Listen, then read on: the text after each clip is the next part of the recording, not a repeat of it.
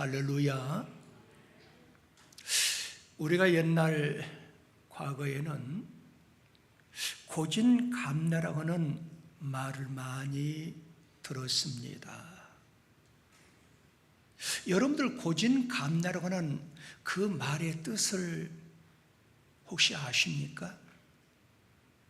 보편적으로 고진감래라는 이 말은 고생이 다하면은 즐거움이 온다, 그러한 뜻으로 우리는 알고 있어요. 좋지 않은 그런 삶의 정황 속에서 고통당하는 수많은 사람들이 이 말을 들으면서 우리들은 힘을 얻고 용기를 얻고 그리고 희망 속에서 우리의 삶을 살아왔습니다. 그러나 물질 문명이 제공하는 현 시대 속에서 편리와 무사안일의 사고 방식에 깃들어진 현 시대에 고진감래의 의미를 이해할 수 있겠느냐? 거의 이해를 못합니다. 고난이 찾아왔을 때, 내 인생길에 환난과 시련이 찾아왔을 때 오히려 낙심하고 실망하고 좌절하고 절망까지 하는 사람도 사실 있습니다. 어떻게 해서든지 나의 삶에 이 고난이 한평생을 살면서 없고 꽃길만 걸으며 기쁨을 얻고 싶은 것이 오늘날 모든 사람들의 보편적으로 갖고 있는 소망이라고 얘기할 수 있습니다. 그러나 여러분과 제가 섬기는 우리 하나님의 섭리하시는 역사의 공의로운 하나님의 법칙은 그게 아니라는 거예요. 오히려 고난이 왔을 때 그걸 잘 극복해낼 줄 아는 사람들에게 영원한 기쁨을 보장해 주시는 것이 하나님의 공의로운 법칙이라는 사실입니다. 성경 역사를 보면 오히려 하나님께서 사랑하는 자들마다 징계를 하시고 채찍질을 하신다고 성경은 분명히 말씀하고 있어요. 그러니까 여러분과 제가 세상적으로 살면은 하나님의 말씀이 와닿지가 아니에요. 내가 하나님 말씀대로 살려고 몸부림치면서 하나님 나라를 이루기 위해서 살아가는 사람들은 이 말씀이 가슴에 와닿는 거예요. 아니 어떻게 하나님이 사랑하는 사람을 채찍질하고 징계하냐 그 말이에요. 그건 하나님의 법칙은 그렇게 하신다는 거예요. 그 말씀이 히브리서 12장 6절에 보면은 주께서 그 사랑하시는 자를 뭐 하시고 징계하시고 뭐 하시고 그가 받아들인 아들마다 채찍질 하신다, 그렇게 나와 있어. 하나님의 아들들은 한 명, 두 명만 징계받고 채찍질 받는 것이 아니라 모든 자녀들이 징계를 다 받는다는 거예요. 여러분, 그 말씀이 히브리서 12장 8절에 보니까 징계는 시작 다 받는 것이거늘 너에게 없으면은 사생자요 없으면은 친아들이 아니라는 거예요. 우리 현실과 맞지가 않잖아요. 어떻게 하나님이 사랑하는 그 아들들한테 채찍이 가하고 징계가 임하냐 그 말이에요. 우리의 삶 현장에 이것이 없으면은 하나님의 자녀가 아니고 사생자라는 사생자. 그러면은 하나님이 여러분과 저한테 우리의 삶 현장에서 어느 때는 징계를 내리시고 어느 때는 채찍을 가하시는데 그 이유가 무엇일까요, 여러분들? 한번 이걸 생각해 봤어요? 우리가 열심으로 기도 생활도 잘하고 하나님을 섬기고 열심으로 헌신도 하고 열심으로 봉사도 하는데 왜 이런 환난과 시련과 역경이, 아니 시험이 왜 내 앞에 오냐 그 말이에요. 그런데 하나님의 공의로운 법칙은 그런 어려움을 통해서 시험을 통해서 환난을 통해서 따라 한번 합시다. 우리에게 유익을 주시고 연단함으로 우리를 어떻게 거룩하게 만드시고 할렐루야, 그리고 열매를 맺기 위한 하나님의 방법이라는 거예요. 믿으시면 아멘. 그래서 히브리서 12장 10절에서 11절에 보면은 그들은 잠시 자기 뜻대 우리를 징계하였거니와 오직 하나님은 우리의 유익을 위하여 그의 거룩하심에 참여하게 하시느니라. 무릇 징계가 당신은 즐거워 보이지 않고 슬퍼 보이나 후에 그로 말미암아 연단받은 자들은 시작 의와 평강의 열매를 맺느니라 그랬어요. 다시 말씀드리면 우리 주님이 우리에게 환난을 주시는 그 이유는 분명하다는 거예요. 환난은 주님의 사랑을 받은 모든 성도들에게 반드시 주어진다는 거예요.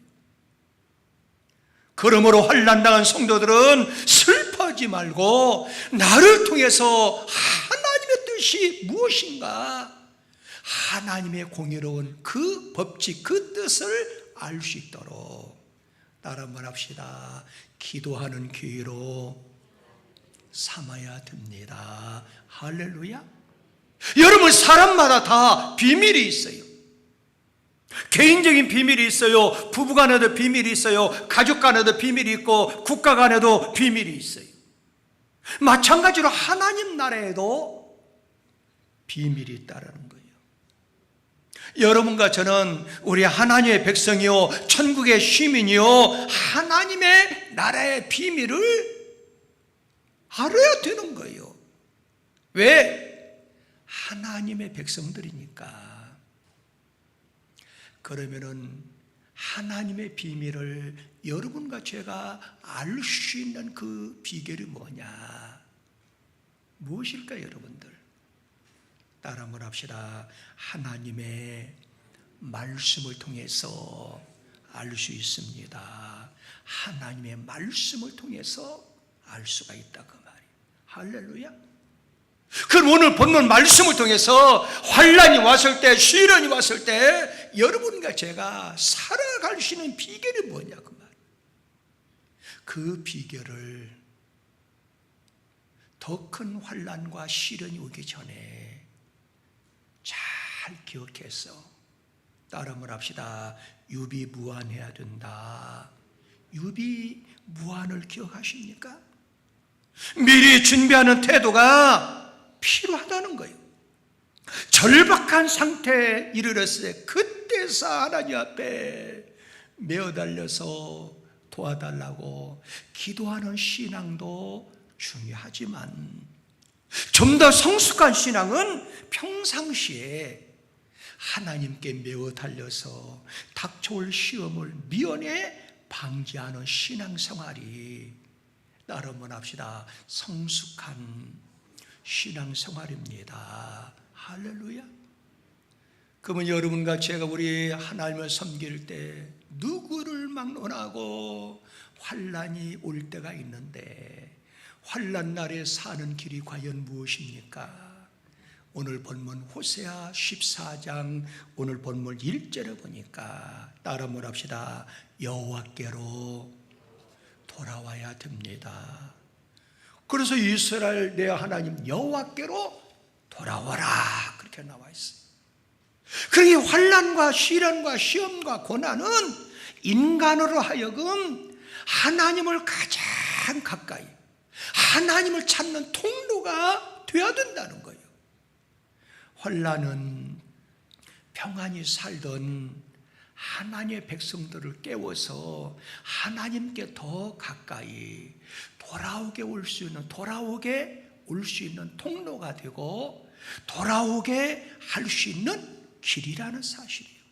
그러므로 하나님께서는 환난을 만난 자들에게 분명히 말씀하셨어요. 시편 50편 15절에 보니까 환난 날에 나를 부르라 내가 너희를 건지리니 나를 영화롭게 하리라 말씀하고 있어요. 여러분 성경 역사를 보면은 욥이라고 하는 인물이 등장하잖아요. 여러분 욥이 죄가 많습니까? 여러분 욥이 타락했습니까? 아니에요. 그 욥이 사는 그 시대에 너무 타락한 시대였어요. 그런데 욥은 그 환경과 그 형편과 그 현실을 초월해서 하나님을 섬기는 사람이에요. 그래서 성경을 기록하기는 욥은 당대에 완전한 사람이고 정직한 사람이고 하나님을 경외하며 악에서 떠난 사람이라고 성경이 기록하고 있어요. 그 말씀이 욥기서 1장 1절에 보면은 우스 땅 욥이라 불리는 사람이 있는데 그 사람은 온전하고 그 사람은 정직하여 하나님을 경외하며 악에서 떠난 자더라 그랬어요. 환경과 현실을 초월해서 하나님을 잘 섬기는 욥. 그런데 그의 가정에 환난이 찾아왔어요. 한 번은 사환이 욥한테 달려왔어요. 주인님, 스밧 사람들이 와서 주인님의 종들을 다 죽이면서 양들을 소를 잡아갑니다. 재산이 빼앗긴다는 거예요. 여러분 옛날이나 지금이나 재산은 생명처럼 여깁니다. 얼마나 욥이 가슴이 아프겠어요. 그런데 조금 있으니까 다른 사환이 주인님 방금 태풍이 불어서 큰아들 집에서 생일잔치 하는데 10명의 주인님 자녀들이 거기 모여서 생일잔치 하는데 한꺼번에 축대가 무너져서 다 죽었습니다. 엄청난 큰 환난이죠. 여러분들 사람이 죽는 거 가장 큰 시험이죠. 그런데 자기의 자녀 10명이 1명도 아니고 2명도 아니고 10명이 한꺼번에 축대가 무너져서 죽었다는 거, 말로 형용할 수 없는 환난이요 시험이에요. 그런 가운데서 욥의 반응은 어떠냐 그 말이에요. 그 사건을 접하는 욥의 그 행동, 첫 번째 행동이 어떠냐 그 말이에요. 욥의 첫 번째 행동은 욥기서 거기 1장 20절에서 22절에 보면은 욥이 일어나 겉옷을 찢고 머리털을 밀고 시작 땅에 엎드려 뭐하며 예배하며 그 다음에 이르되 내가 모태에서 알몸으로 나왔사온즉 또한 알몸으로 그리로 돌아갈지라도 주신 이도 여호와시요 거두신 이도 여호와시오니 여호와 이름의 찬송을 받을지어다 하고 이 모든 일에 욥이 범죄하지 아니하고 하나님을 향하여 원망하지 아니하니라 그랬어. 얼마나 슬펐으면 겉옷을 찢고 머리털을 밀었겠습니까? 그러나 그 환난 중에도 욥이 섬기는 하나님 앞에 예배의 성공자가 되었고 입술로 원망하는 죄를 범치 아니했다라는 거예요. 여러분들 하나님이 가장 싫어하는 것은 원망하고 불평하는 거예요. 하나님이 선택한 이스라엘 백성들이 그 힘든 광야 생활 40년 생활했는데 그들이 젖과 꿀이 흐르는 가나안 땅에 들어갈 수 없는 길은 원망 불평 때문에 못 들어갔잖아요. 그래서 욥은 이 환난 가운데, 이 고난 가운데, 시험 가운데도 하나님이 싫어하는 것을 하지 않았어요. 원망하지 않았어요. 불평하지 않았어요. 오히려 하나님을 찬송하고 예배했다는 거예요. 그러고 난 다음에 욥기서 42장에 보면은 하나님의 갑절의 축복을 주셨더라 그렇게 나와요. 여러분 갑절의 축복을 받은 것이 뭐가 좋아요? 네? 재산도 떠나러 갔지요. 가정의 희망이 10명의 자녀도 다 죽었지요. 자기 육체의 몸은 온병이 걸려서 기왓장으로 긁으니까 피고름이 나지요. 그 광경을 바라보던 아내는 당신이 섬기는 하나님 욕하고 죽으라고 저주하면서 떠나버렸죠. 그리고 그 어려운 가운데서 위로한답시고 친구들이 오는데 자꾸 욥의 신앙을 어떻게 넘어뜨리기 위해서. 그러니까 여러분들도 환난이 왔을 때, 시련이 왔을 때 가장 조심할 것은 친구들을 조심해야 돼요. 그 사람이 올 때 그 뒤에는 사탄이 마귀가 동행할 수 있다는 거예요. 그런데 욥은 다 승리했잖아요. 그래서 42장에 갑절의 축복을 주시고 어여쁜 자녀를 더 많이 주셨다라고 성경에 나와 있어요. 이게 여러분 위로가 됩니까?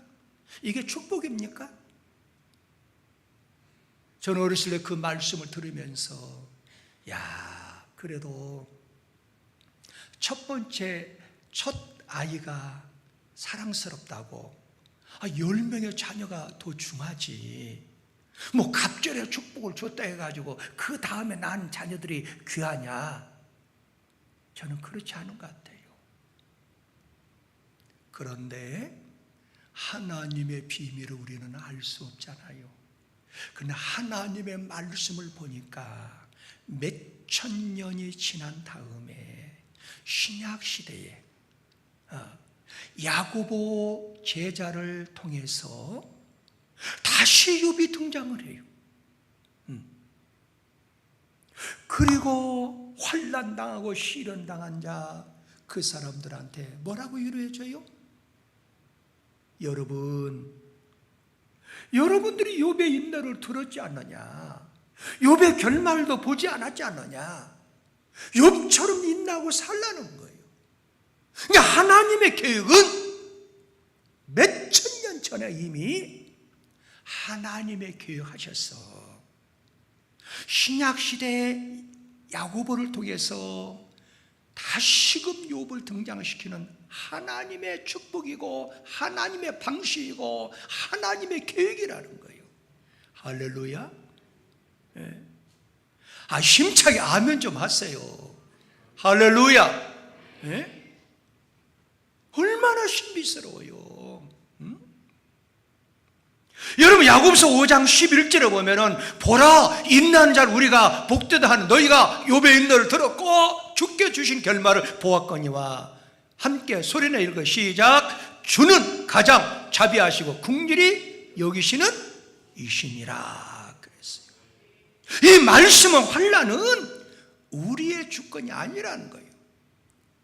환난과 시험은 하나님의 주권이에요. 아멘. 하나님의 비밀이에요. 아멘. 환난은 하나님 더 가까이 할 수 있는 축복의 통로인 줄 믿습니다. 우리 예수님도 마찬가지예요. 우리 예수님은 아무 죄가 없었지만은 우리 예수님이 스스로 고난을 선택하셨고 끝까지 감당하셨기 때문에 부활의 첫 열매자가 되신 줄 믿습니다. 그뿐만 아니라 예수님을 따르는 모든 주의 백성들에게 영광의 길을 그 예수님이 열어주셨어요. 십자가의 고난이 부활의 영광으로 가는 터널인 줄 믿으시기 바랍니다. 그뿐만 아니라 우리가 환난 때 살 수 있는 비결은, 따라 한번 합시다. 세상을 의지하지 말아야 된다. 세상을 의지하면 안 돼요. 여러분, 오늘 본문 호세아 14장 거기에 성경 3절에 보니까 우리가 아수르의 구원을 의지하지 아니하며 말을 타지 아니하며 다시는 우리의 손으로 만든 것을 향하여 너희는 우리의 신이라 하지 아니하오니 그랬어요. 여러분, 이 당시의 상황을 보면은 아수르는 아시리아. 그 당시에 세계 최강국이었어요. 아수르를 의지하지 말라, 이 말씀은 너희는 세상 것을 의지하지 말라는 거예요. 세상의 권력도 의지하지 말아야 된다. 아멘. 세상의 물질도 의지하지 말아야 된다. 아멘. 세상의 명예도 의지하지 말아야 된다. 세상의 친구도 의지하지 말아야 된다. 세상의 건강도 의지하지 말아야 된다. 아멘 할 때까지 해야지. 세상의 지식도 의지하지 말아야 된다. 세상의 자랑거를 의지하지 말고 하나님만 의지하라. 내 힘도 의지하지 말고 내 능력도 의지하지 말고 내 지식도 의지하지 말고 오직 하나님만 의지하라. 할렐루야. 아무런 고난도 없이 한평생을 살아가는 사람이 이 지구에 있습니까? 없습니다. 우리 인생을 가만히 보세요. 인생은요, 크고 작은 무늬로 짜여지는 꼭 양탄자처럼 갖가지 고난과 시련과 환난과 그런 역경을 통해서 엮어지는 것이 우리의 인생길이라 그 말이에요. 지난주 금요일 날 어느 목사님한테 전화가 왔어요. 연세가 86세예요. 목사, 예, 어르신 어쩐 일 전화했어요? 내가 시험 들었어. 무슨 시험 들었는데요? 이 시험을 내가 이기고 나면은 하나님이 나를 크게 쓰실 것 같아. 그분 연세가 몇 살하고요? 86세, 6세. 그러니까 이분은 86세까지 계속 시험을 이기고 나면 하나님께 쓰시고 시험을 이기고 나면 그 시험을 거쳐서 인생길을 살아왔다는 거예요. 그러니까 저보고 기도 부탁을 하는 거예요. 아니 어쩐 일인데요? 목이 좀 아팠어. 그래서 내가 병원에 갔더만은 후두암이라고 그래. 근데 이 후두암도 하나님 나한테 믿음을 테스트하니라고 시험한 거야. 근데 내가 이 시험을 이기면은 하나님 나를 크게 쓰실 것 같아. 오 목사가 이 시험에서 이기게 해달라고 기도해달라는 거예요. 맞아요. 우리 인생살이 좀 시험이 끝나면 또 다른 시험이 있고, 산 넘어 또 산이고, 산 넘어 또 산이에요. 여러분들 이 지구상에 사는 사람 쳐놓고 환난이 없는 사람이 어디가 있겠어요? 시련이 없는 사람이 어디가 있겠어요? 시험이 없는 사람이 어디가 있겠어요? 한 번은 한 여성이 결혼을 했어요. 그 남편하고 살다 보니까 아이를 낳았어요. 얼마나 행복해요. 세 식구가 살았어요. 그러나 남편이 차를 몰고 가다가 교통사고로 임종을 맞이했어요. 얼마나 큰 시련입니까?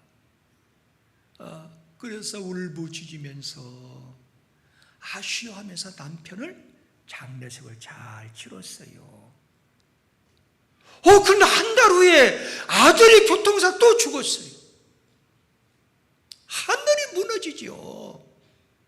남편이 없을 때는 그래도 마음이 아프지만은 아들을 의지하고 살아가는 아들이 소망이고 아들이 희망인데 아들이 한 달 만에 죽었어요. 그래서 도저히 장례식을 치를 수가 없어요. 너무너무 가슴이 아팠어요. 그래서 이 여인이 슬퍼하고 괴로워하면서 사람을 찾아다녔어요. 내 아들은 도저히 땅에 묻을 수 없다. 내 아들을 살리시는 비결이 좀 가르쳐달라. 근데 어떤 분이 살릴 수 있다는 거예요. 기쁜 소식이에요? 기쁜 소식이에요? 기쁜 소식이죠. 그러니까 이 여인이 어떻게 살리시냐고. 저기 위에 올라가면은 연세가 많은 어르신이 계신데 그분이 인생의 경험이 많기 때문에 그분한테 가면은 아마 아들을 살리시는 길이 있을 거라고. 그러니까 이 여인이 희망을 가지고 연세가 많은 어르신을 찾아갔어요. 내 아들이 죽었는데 아들을 살리시는 비결이 있습니까? 있다고 하는 거예요. 여인이 얼마나 기쁘겠어요. 어떻게 하면 살릴 수 있습니까? 연세가 많은 어르신께서 여보시오, 바로 마을로 내려가서 지금까지 죽음을 보지 않는 가정에서 쌀 한 돛박을 얻어다가 죽을 쏘서 아들한테 먹이면은 아들이 살아납니다. 정말이냐고? 한번 그렇게 해보라고. 그러니까 여인이 희망을 가지고 내려왔어요, 마을로. 그래서 마을의 집을 찾아다니며 여보시오, 죽음이 없었으면 그러니까 그 가정에 나오더만은 한 달 전에 시아버지가 돌아가셨다는 거예요. 그러냐고. 그 옆집으로 가서 또 가서 물어보니까 어머나 1년 전에 우리 남편이 죽었다고. 그러냐고. 또 옆집으로 가서 또 가서 이 얘기를 하니까 어머나 일주일 전에 자기 막내 아이가 죽었다는 거예요. 전부 찾아다녀 보니까 죽음을 맛보지 않은 가정이 한 가정도 없어요. 이 여인은 실망했어요. 그리고 다시 연세가 많은 어르신을 산 꼭대기로 찾아갔어요. 근데 그분이 하는 말이 여보세요, 당신 아들만 죽은 것이 아니라 모든 인생은 이렇게 환난을 겪으면서 살아가는 겁니다. 그러니까 아들만 죽었다고 너무 슬퍼지 말고 아들을 빨리 장례식을 치르고 힘있게 새롭게 출발하세요. 그랬다는 거예요. 맞습니다. 우리 인생길 살다 보면은 환난이 오면은 왜 나한테만 이런 환난이 오냐고. 아니에요. 모든 사람들이 작든 크든 환난이 온다는 사실이에요. 그러므로 여러분과 제가 환난이 왔을 때 어떻게 극복해야 하느냐, 인생의 가치를 결정짓는 매우 중요한 사실이라는 거예요. 그때 여러분과 저는 어떻게 해요? 세상을 의지하지 말고 따라만 합시다. 하나님을 의지합시다. 하나님을 찾아야 됩니다. 할렐루야. 그래서 아모스 기자는 아모스 5장 4절에서 우리 한번 소리나 읽습니다. 시작. 여호와께 이스라엘 족속에 이와 같이 말씀, 너희는 나를 찾으라, 그리하면 살리라 그랬어요. 세상을 의지하지 말고, 사람 찾아가지 말고 하나님을 찾아야 환난에서 살 수 있습니다. 그뿐만 아니라 환난 날에 살 수 있는 비결이 뭘까요? 따라 한번 합시다. 하나님의 말씀을 먹어야 됩니다. 하나님의 말씀을 간직해야 돼요. 여러분, 오늘 본문 호세아 14장 거기 성경 2절에 보면은 너는 말씀을 가지고 그랬어. 여호와께로 돌아오라는 거예요. 환난 날에 승리할 수 있는 길, 환난 날에 살 수 있는 길은 말씀을 먹어야 되는 거예요. 그러므로 아모스 선지자는 아모스 8장 11절에서 주 여호와의 말씀이니라. 보라, 날이 이를지라 내가 기근을 땅에 보내리니 양식이 없어 주림이 아니요 물이 없어 가람이 아니요 여호와의 말씀을 듣지 못한 것이 기갈이라 그랬어요. 말씀이 기갈이 되어서는 안 돼요. 말씀의 양식을 부지런히 먹는 사람, 축복의 성도, 환난 날에 살고 기적을 일으키고 반드시 승리하게 될 줄 믿습니다. 여러분, 그제죠? 철야 예배 때 정말 좋은 메시지가 나갔어요. 276명이 배를 타고 노마를 향해서 가고 있었죠. 그런데 가는 중에 그레데 해변에서 대풍을 만났어요. 그레데 해변은 뭘 상징해요? 이 세상을 상징하는 거예요. 그럼 대풍을 만났는데 유라굴라 광풍을 만났다 그 말이에요. 유라굴라 광풍은 뭐요? 환난과 시련과 시험, 역경을 상징해요. 276명은 죽음 직전에 있었고 위기와 공포와 두려움과 허탈감, 그리고 용기와 의욕도 이미 상실이 된 상태예요. 그런데 놀라운 사실은 276명이 한 사람도 그 위기 가운데 실종자라든가 사망자가 있는 것이 아니라 100% 살아서 나왔다는 거예요. 어떻게 살아서 나올 수가 있을까? 그들은 풍랑 중에도 14일 동안 음식을 먹지 못했는데 하나님의 사람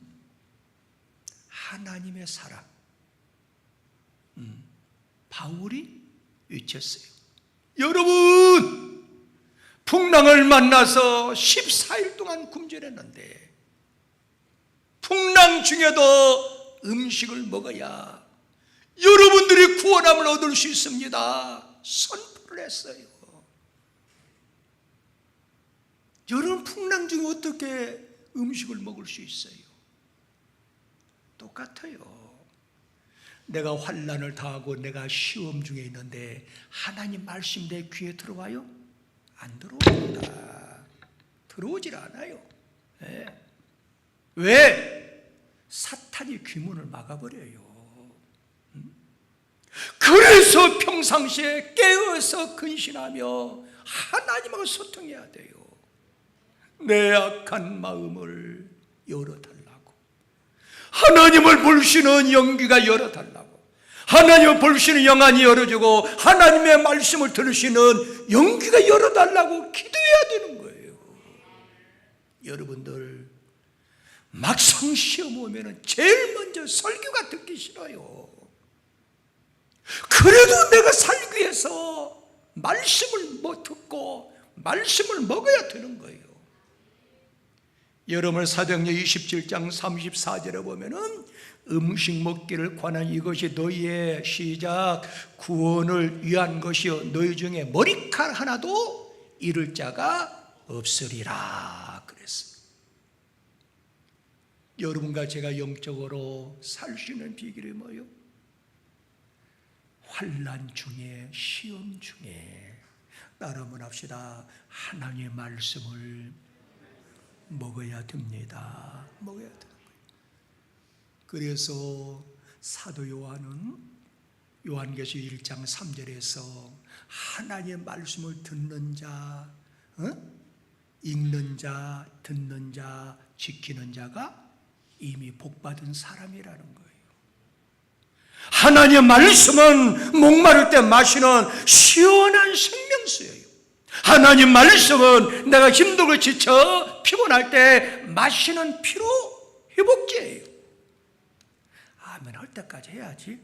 하나님의 말씀은 내 속에서 어둠이 전쟁할 때 평안을 주는 평화 조약 같은 말씀이에요. 하나님 말씀은 캄캄할 때 밝혀주는 센스 있는 밝은 등불이에요. 하나님의 말씀은 지혜가 없이 답답할 때 나의 삶의 교훈이 되어주는 보석과 같은 진리의 말씀이에요. 하나님의 말씀은 내면의 상처와 아픔을 어루만져주는 의사와 같고 상담사와 같아요. 하나님의 말씀은 나의 전부를 돌보시는 아빠, 엄마가 되어주는 나의 보호자 같은 말씀이라 그 말이에요. 하나님의 말씀은 생명의 길로 인도하는 참 좋은 내 인생의 내비게이션인 줄 믿습니다. 믿으시면 아멘. 그러므로 환난 날에, 시험의 날에, 괴로운 날에 하나님의 말씀을 나의 양식으로 삼고 승리하는 우리 성산에 또 이 방송을 시청자 여러분들이 되시기를 성부와 성자와 성령의 이름으로 축복합니다. 참 좋으신 아버지 하나님 감사합니다.